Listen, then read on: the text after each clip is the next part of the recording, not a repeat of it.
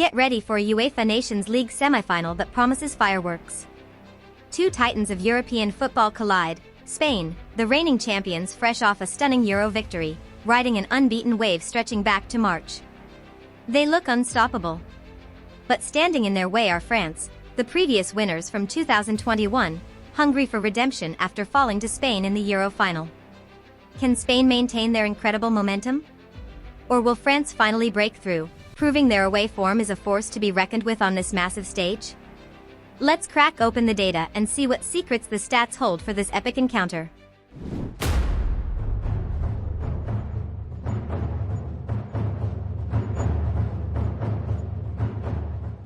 Anticipate an attacking spectacle from the get-go, as both sides are expected to deploy a dynamic 4-3-3 setup. For Spain, keep your eyes peeled for the midfield maestro Pedri orchestrating play, flanked by exciting young attackers like Yamal and Williams, feeding the experienced Alvaro Morata up front. France will counter with the electrifying pace of Kylian Mbappe and Michael Olise on the wings, anchored by the formidable midfield pairing of Tchouameni and Rabiot. This tactical battle in the engine room could well decide the match's flow, suggesting control of the center is paramount for either team's success. Spain's recent form in the Nations League has been nothing short of dominant. Looking at their last 6 encounters, they've emerged victorious in 4 and secured 2 draws, maintaining a flawless unbeaten record. Their home turf has been a fortress, boasting 3 wins and a single draw in their recent 4 matches there. Interestingly, their last 2 matches against the Netherlands were thrilling, high-scoring affairs, suggesting their games can often explode with goals.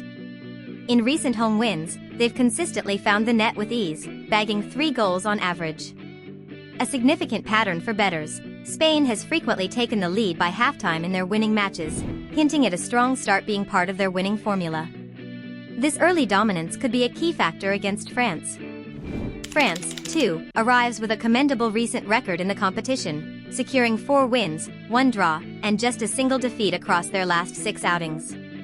However, that solitary loss came when playing away from home, against Croatia, a potential area of concern. While their recent home game was a comfortable victory, that away blip against Croatia does raise questions about their consistency on the road.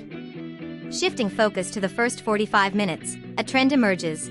Many of France's recent matches have seen scoreless draws by halftime before the action ignites later on. This contrast with Spain's tendency for early leads could be a fascinating dynamic in this match and offers a potential angle for those looking at halftime results or goal times.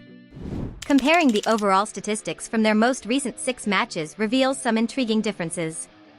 Spain possesses a more potent attack, consistently finding the net with an average exceeding 2 goals per game. France scores slightly less frequently but compensates with a more resolute defense, conceding less than 1 goal on average per match.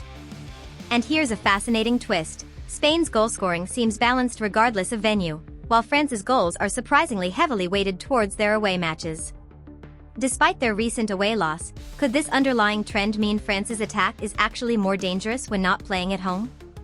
Overall though, both teams exhibit similarly high winning percentages, highlighting the elite level of this contest. Diving into the recent head-to-head history, looking back at the last 6 encounters, it's Spain who holds a narrow advantage, securing victory 3 times compared to France's 2 wins. The most recent memory for both sides will be Spain's intense 2-1 win at Euro 2024. Now, pay close attention to this pattern. First halves in these past meetings have been incredibly tight, ending in a draw in 4 out of the 6 matches. This consistent trend of a cagey opening half could be highly relevant for betting markets focusing on the first 45 minutes. Historically, Spain has held a better record in both scoring and conceding against France in these direct clashes. Let's dissect the goals scored when these 2 giants face off. This is where we find more detailed insights. Spain has outscored France historically in these recent meetings, finding the net 7 times to France's 5. Spain's goals against France were often scored when playing at home, whereas France seemed to find the net more frequently when visiting Spain. And here's perhaps the most striking statistical contrast. In the first 45 minutes of these head-to-heads, Spain has scored 3 goals and conceded just 1. France, on the other hand, has managed only 1 first-half goal while conceding 3. This suggests that historically, Spain has been significantly quicker out of the blocks in the first half against France, a pattern that could heavily influence how this semi-final begins and offers a specific area to consider for first-half betting markets. Now, let's look up, literally. Height could be a significant factor, particularly in physical duels and set pieces. France holds a noticeable physical advantage in key areas. Their defenders and midfielders are, on average, approximately 4 centimeters taller than Spain's in the same roles. Their goalkeeper also has a slight height advantage. Spain's forwards, however, are marginally taller than France's. This disparity, especially in defense and midfield, suggests France might have an edge in aerial battles, whether defending set pieces or contesting high balls in the middle of the park. This could make set pieces a particularly interesting market to watch in this match. When we compare the typical age profile of the expected lineups, we see a slight variation across the pitch. France tends to field slightly older players in their defensive and midfield ranks compared to Spain's choices in the same positions. Conversely, Spain's forwards and midfielders are on average a little more experienced than their French counterparts. This indicates a blend of youthful energy and seasoned professionalism across both squads. Neither team leans heavily towards one end of the age spectrum overall. This balance suggests experience versus youthful exuberance could be a fascinating subplot in key areas of the pitch.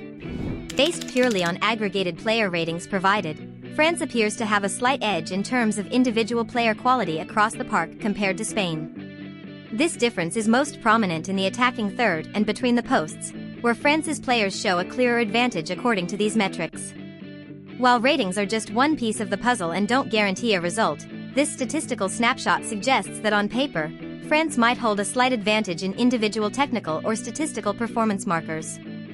This could influence moments of brilliance or one-on-one matchups across the pitch. Turning our attention to recent standout individual performances, certain players have been catching the eye. For France, Michael Olise has been a creative force, leading the team in recent assists and even bagging a Man of the Match award. Defenders like Lucas Digne and wingers such as Ousmane Dembele have been key in unlocking defenses with their passing.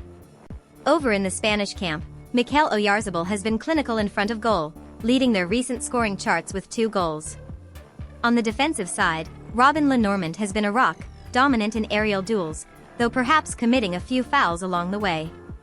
Pedri and Dean Huijsen have also contributed assists, showcasing Spain's shared creative responsibility. Every analysis needs balance, so let's look at some players who feature more often in the less desirable statistics, which can still be incredibly useful for betting insights, especially in markets like fouls committed or cards received. For France, Lucas Digne and Adrien Rabiot have been flagged for committing the most fouls per game recently, potentially highlighting areas where Spain could win free kicks.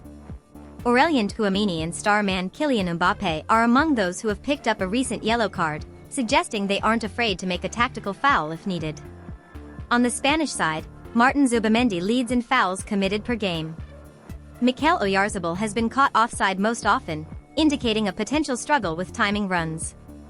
Dean Huijsen and Robin Lenormand have also found themselves in the referee's book recently. These trends highlight potential flashpoints for fouls and cards throughout the match. Based on the specific seasonal data provided, looking at just 2 recent matches for each side, there's a striking and potentially significant difference in goal trends. Spain's 2 analyzed matches were absolute thrillers, with both seeing more than 3.5 goals scored. This indicates a clear trend towards high-scoring games in their recent sample. In sharp contrast, France's 2 analyzed matches were far tighter affairs, with both finishing with under 2.5 goals.